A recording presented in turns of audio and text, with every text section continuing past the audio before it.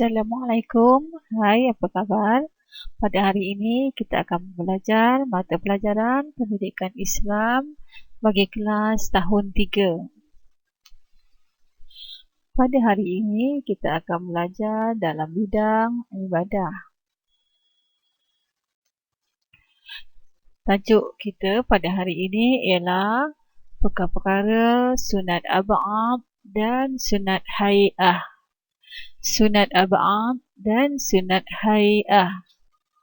Sebelum kita meneruskan pelajaran kita pada hari ini, mari sama-sama kita melihat standard kandungan pelajaran pada hari ini, iaitu 4.3, merumus konsep sunat ab'ad dan sunat hay'ah serta mengamalkannya dalam solat secara beradab dan istiqamah.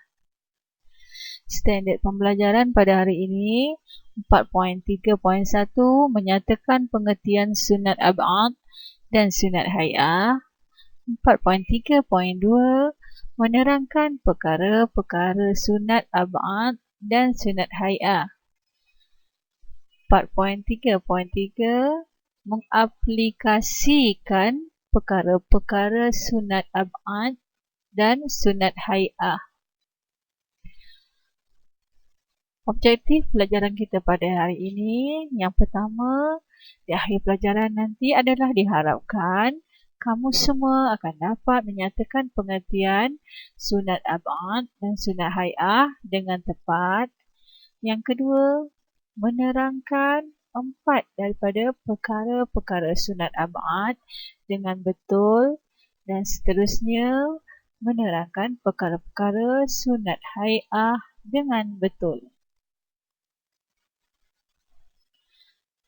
Baiklah murid-murid, mari kita teruskan pembelajaran kita pada hari ini, iaitu sunat ab'ad dan sunat hay'at. Sebelum itu, murid-murid haruslah bersedia dengan buku teks di tangan, muka surat 92 dan 93. Buku teks Pendidikan Islam. Sebelum kita teruskan lagi, murid-murid semua diminta supaya membaca teks perbualan di antara guru dan murid di muka surat 92.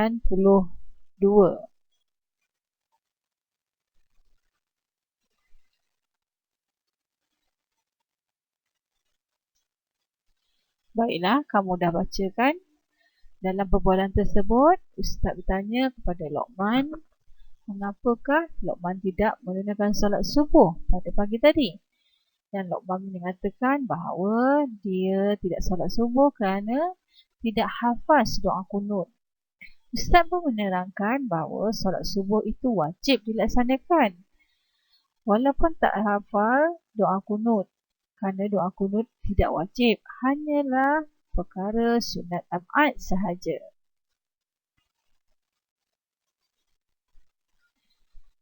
Seterusnya, murid-murid diminta membuka muka surat 93, iaitu tajuk perkara sunat dalam solat.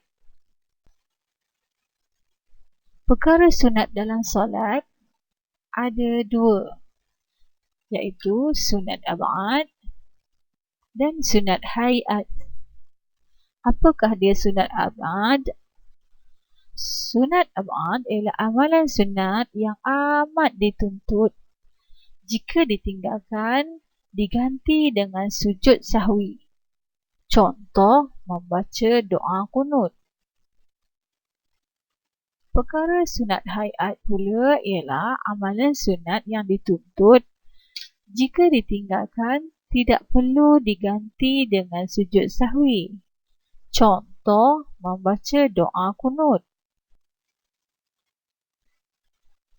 Seterusnya, murid-murid diminta membuka muka surat 94 dan 95.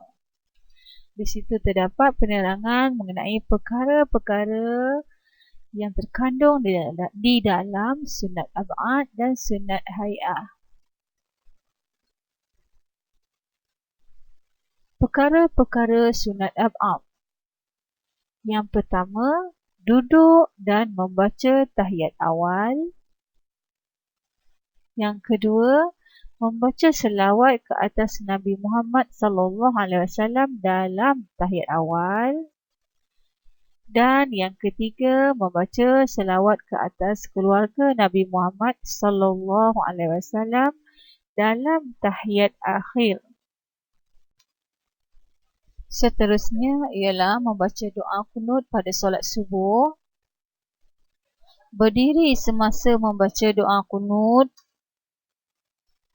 dan membaca selawat ke atas keluarga Nabi Muhammad SAW semasa doa qunut.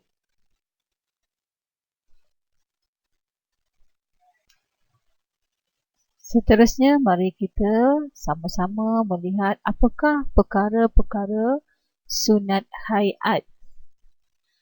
Yang pertama ialah mengangkat kedua-dua tangan ketika takbiratul ihram, rukuk, i'tidal dan bangun selepas tahiyat awal.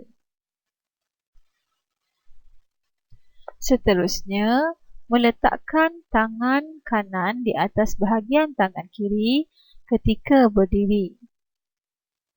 Perlakuan ini dilakukan semasa bacaan Al-Fatihah. Seterusnya, perlakuan sunat hayat ialah melihat ke tempat sujud, duduk iftirash dan duduk tawarruk. Duduk iftirash ialah duduk tahiyat awal dan duduk tawarruk ialah duduk ketika tahiyat akhir. Meletakkan kedua-dua tangan di atas paha ketika duduk tahiyat awal dan juga tahiyat akhir. Memalingkan muka ke kanan dan ke kiri ketika memberi salam. Seterusnya, kita akan mempelajari pula perkara sunat hayat dari sudut bacaan. Yang pertama, melafazkan takbirul intiqalat, iaitu yang mengiringi setiap perpindahan perbuatan dalam solat. Yang kedua, membaca isti'azah, iaitu a'udzubillahi minasyaitonirrajim sebelum membaca Al-Fatihah dan menyebut amin selepas Al-Fatihah. Yang ketiga, membaca doa iftitah. Yang keempat, membaca surah selepas Al-Fatihah pada rakaat pertama dan kedua. Yang kelima, menyaringkan suara pada bacaan Al-Fatihah dan surah pada rakaat pertama dan kedua ketika solat subuh, maghrib, isyak dan solat Jumaat.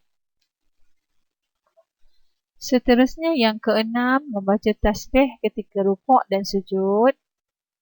Yang ketujuh, membaca Sami Allah liman hamidah dan Rabbana lakal hamdu ketika bangun dari rukuk. Yang ke-8, membaca doa ketika duduk antara dua sujud. Yang ke-9, membaca selawat Ibrahimiyah. Dan yang terakhir sekali, memberi salam yang kedua.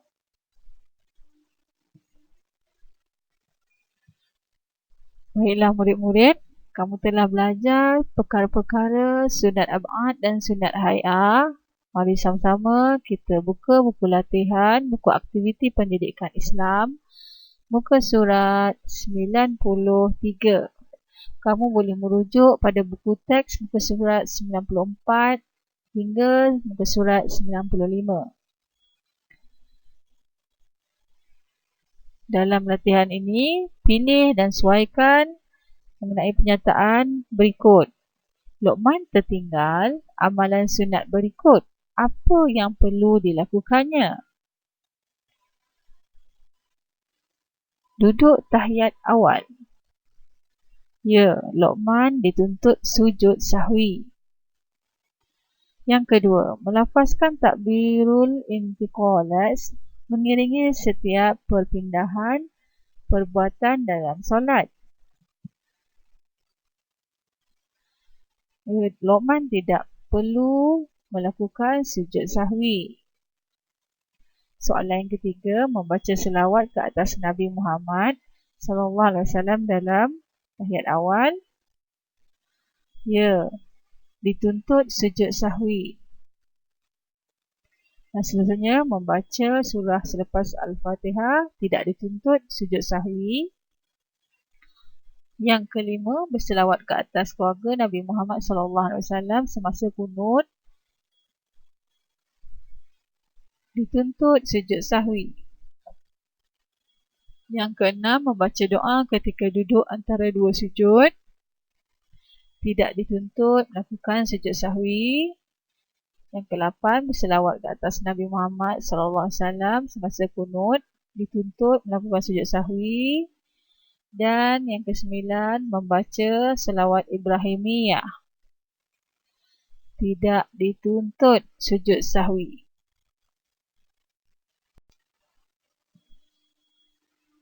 Seterusnya, kita lihat pula latihan muka surat 92. Tulis sunat ab'ad atau sunat hayat pada penyataan di bawah. Yang pertama, membaca doa iftitah. Jawapannya ialah sunat hayat. Membaca doa kunut. Jawapannya ialah sunat ab'ad. Berselawat ke atas Nabi Muhammad SAW semasa kunut. Ya, jawapannya ialah sunat ab'ad.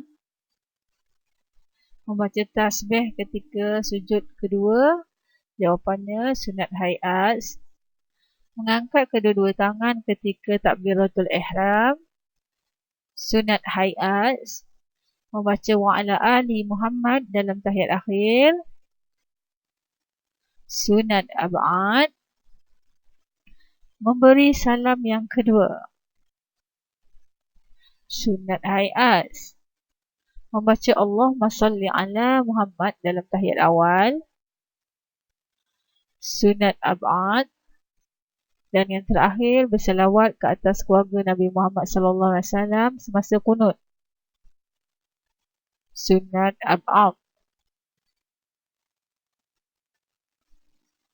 Latihan yang seterusnya ialah muka surat 95.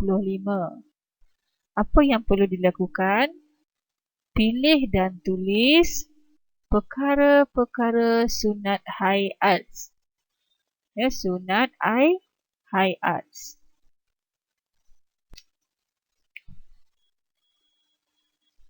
Pilih dan tulis perkara-perkara sunat hayat.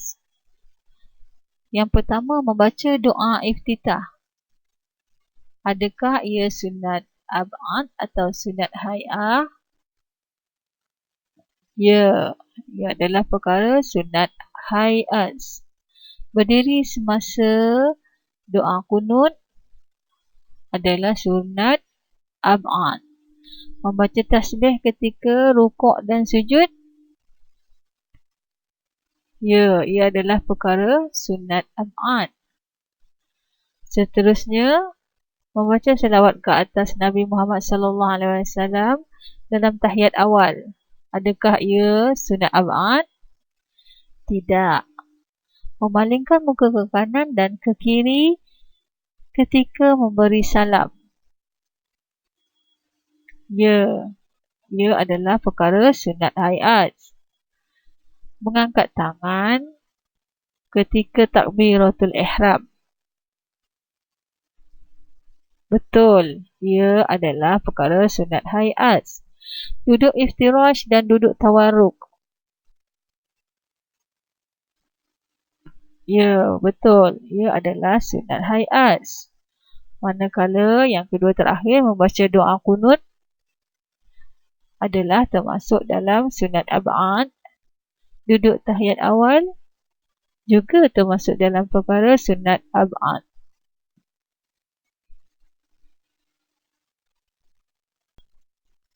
Baiklah, setelah kamu menandakan jawapan yang betul bagi perkara sunat hayat tadi, tulis semula di buangan di bawahnya. Yang pertama, membaca doa iftitah. Yang kedua, membaca tasbih ketika rukuk dan sujud. Yang ketiga, memalingkan muka ke kanan dan ke kiri ketika memberi salam.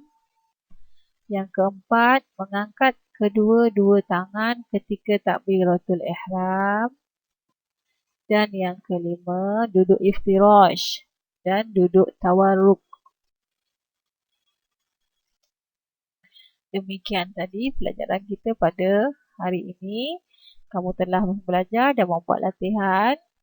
Jangan lupa amalkan di dalam kehidupan seharian kamu, terutamanya di dalam solat. Sampai berjumpa lagi di hari dan waktu yang sama pada minggu hadapan. Wabillahi taufiq wal hidayah. Wassalamualaikum warahmatullahi wabarakatuh.